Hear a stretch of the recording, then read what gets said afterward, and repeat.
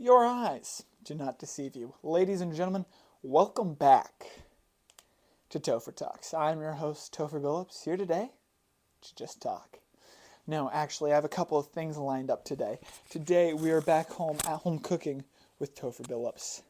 I have a lot of videos left in the archive that I was meaning to edit and post separately, but I never got around to it. So what I'm going to do now is sit down, edit them, compile them together.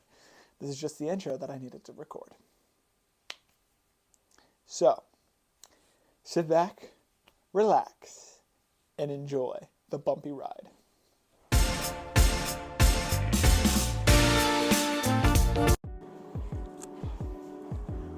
Welcome to At Home Cooking with Topher Billups. Today, we're making sauce nuggets, and we're trying some sour gummy bears that I found somewhere. Hoo-yah! Right now, the nuggets are cooking in the air fryer, so we just kind of wait.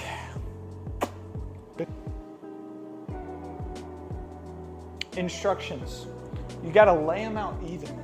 Actually, we'll just use the other clip. We'll splice it together. I got a microphone that works now, so we'll see how this whole thing goes. I'll just have a bunch of random clips that I just will use. While that cooks, let's try the gummy bears. Start sour, stay sour. Gluten-free, fat-free, low sodium. I don't know why I opened that bag so aggressively. All right, this is what the gummy bears look like. They smell pretty good, so that's a start off. All right, we're gonna start off with an orange one.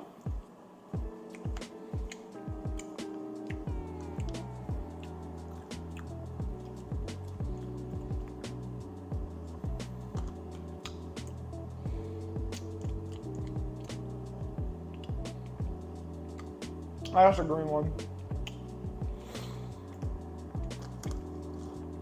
Low-key, not even that sour.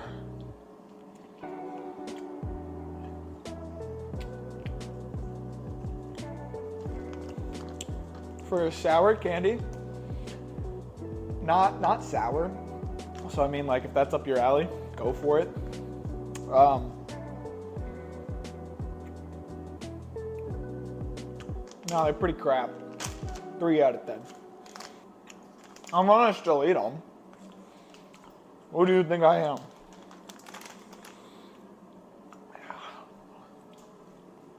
Our sauce today will be grilled pineapple barbecue sauce. It's very sweet. It's got a kick to it. It's very nice. So that's our first sauce of the day. Our second sauce of the day will be Sweet Baby Ray's barbecue sauce. Love me some barbecue.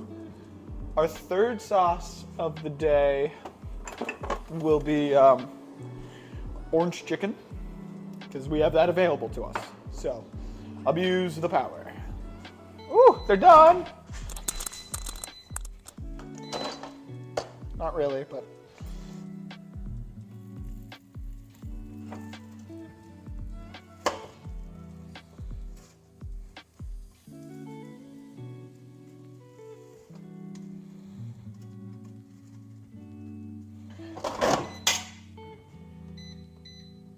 I think a good 6 more minutes would do the trick. Checking back in with the gummy bears. They leave a residue on your mouth, and it makes your mouth taste really bad. So I'm gonna try to wash it out, but I am not very hopeful at the moment. Born in the USA, I was born in the USA. Downtown and bacon down, I'm better. So we don't want any cross contamination. So I have 3 bowls. There's a helpful flavor guide. This one has orange chicken, this one has pineapple, and this one has Sweet Baby Ray's. The way to do this is you'll take a little bit of the sauce, pour it in the bottom of the thing. Oh, that's a lot. Oh, that's also a lot.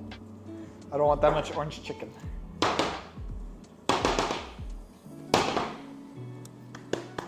Not sponsored, but I love this guy. These guys are great. Also another underrated strategy, take off the lid, pop this off, lay it up like that, boom. You can thank me later. Oh crap, got barbecue sauce on the wall. We have about 3-ish minutes on those just to crisp them up a bit.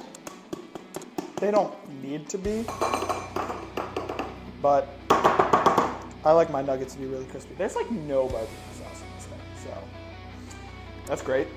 Good to know.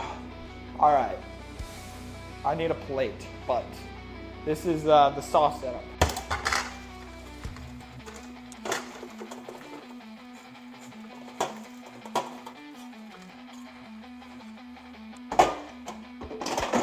All right, now's the best part. So we have our plate of nuggets, cooked, not to perfection, but this is cooked to good enough for saucing purposes. All right. We got the nugs, we got the sauce. Let's do this thing. Now, Sweet Baby Ray's claims that the sauce is the boss. Is it really though? Find out. So we take a couple, I actually don't have it, 1, 2, 3, 4, 5, 6, 7, 8, 9, 10, 11, 12, 13, 14, 15, roughly 16. We'll do 5 in each, I guess, I don't know.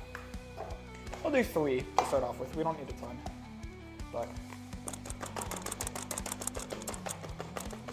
I think the shaker strat, let's go. That did not work. Almost. Just a little bit more shaken.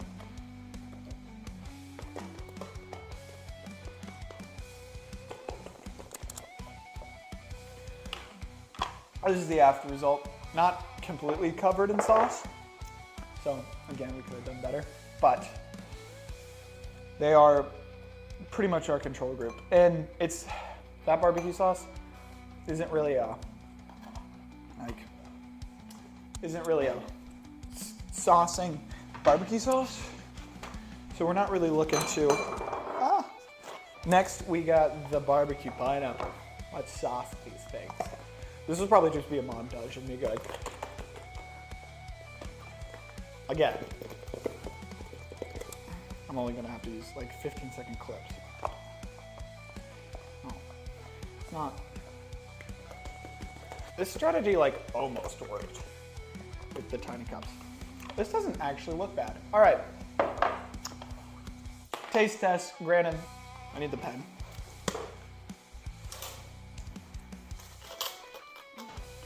Each will be scored based on how much I like it. Okay. Now there are 3 of each nugget just for texture. If like, we don't want one that has a bad texture to throw off the incorporation. But first off, Sweet Baby Ray's. It's not a surprise. Good flavor. This is what I dip my nuggets in. So a tossed version is mad. Granted, this is a control, so this is what we expect. I think it wasn't as saucy as it could be. It's more of a viscous solution. So I was gonna dock points with that. Granted, it is a control, so I was gonna give it something higher because it is a good flavor. But I think because it's a control, we're gonna give them 5 out of 10. That was a really bad 5 out of 10. Next, the flavor is almost too light. Like, this is what I often do. What I do when we do chicken wings. This is what my dip. This is my sauce in particular. So it's really great texture-wise for that. But it doesn't incorporate well with the chicken. That one was a good one. Great flavor. I was honestly just a little bit disappointed. So we'll give it 6 out of 10. 6 out of 10.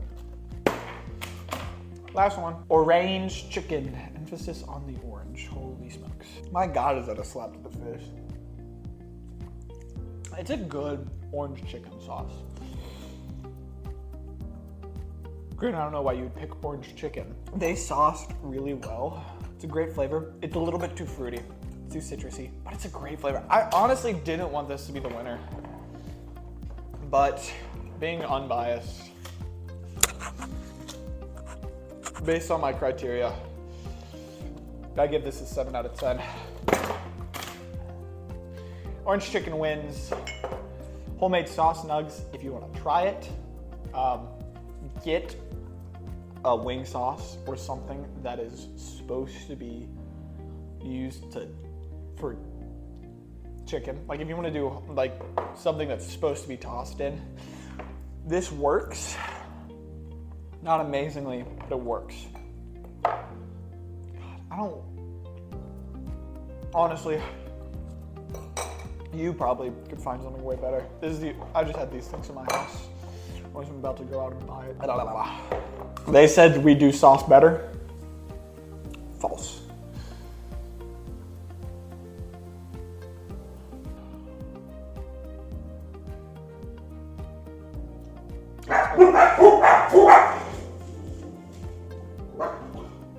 Are like 50% bread, but anyways.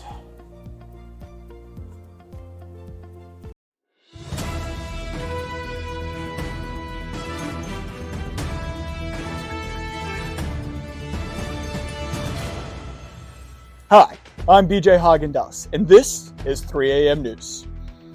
Today, we'll be exploring recent sports history, explaining current patterns in the weather, and bringing you a deep dive into what it's like to be part of a church choir. We seek to find out more about all of these things, as well as cover our top story: how much wood could a woodchuck chuck if a woodchuck could chuck wood? Stay tuned to find out more about our top story. Over to Chuck Wiley with sports. Thanks, BJ. It is finale season as the NBA and the NHL take off to crown their champions. Other champions this year have been the LA Dodgers for MLB, the Ohio State Buckeyes for NCAA football,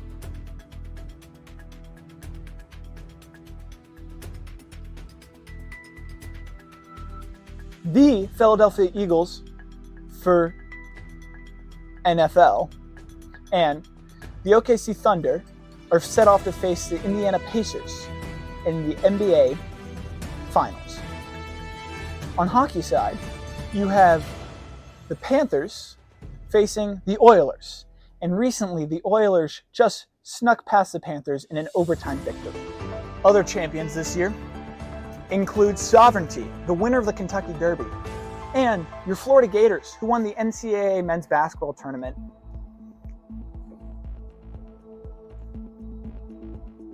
I'm Chuck Wiley with sports. Over to Stan the Weatherman with the weather. Thanks, Chuck. In recent weather, it's the summertime. And you know what that means? It means a lot of freaking rain, and it's really hot out. Be careful and use a lot of sunscreen if you need it. No one likes to get skin cancer around here. Now, we can see that a new front is coming in with the alien invasion that's following. This area of the country is more prone to alien invasions, while this area of the country is more prone to Bigfoots.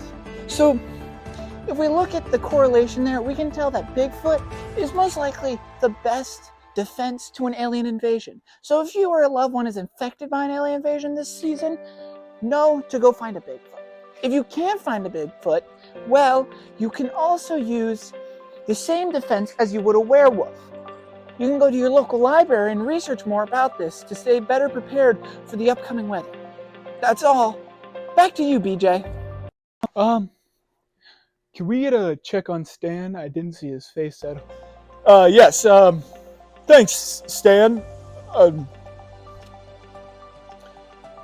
Today, we brought in an expert on this specific topic of how much wood could a woodchuck chuck.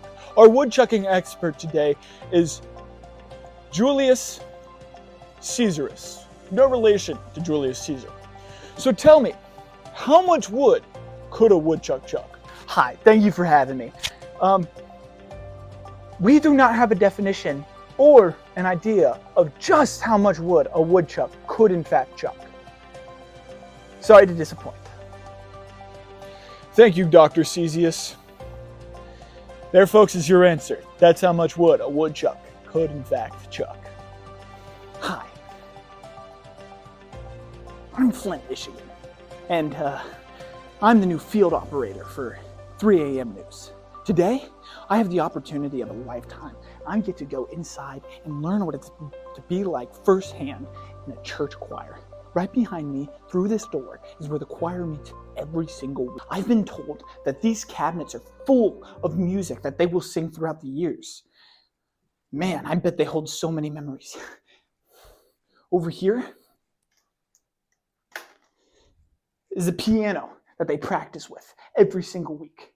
The magic happens in this space. Oh, this is so cool. Yeah, the choir actually doesn't meet during the summer, but we thought it would be really funny if we told them it was today. I feel kind of bad, so that's why I showed up. No one else is here. I feel like we should let him know. How long has he been here? 2 hours? Man, he's gonna stay? Oh, well, I guess I'm just gonna leave then. Hats off to you guys for making him do this. He did this by himself. Man, this guy is cool. Hi, I'm Flint, Michigan with 3 a.m. News, and we're doing a story on what it's like to be in a church choir. Have you ever participated in a church choir? Yes, I have. How long have you been in a church choir? I'm not in it right now because I'm too old, if I'm concerned. I've probably sung in a church choir for more than 50 years. That's incredible. What has been your favorite experience? Well, the Hallelujah chorus that we always sing at Easter or whatever, singing in a group, being part of a group that's making music. That's incredible. Well, thank you so much. And your name? Ann James. Ann James. Well, that is Ann James, a real-life choir member.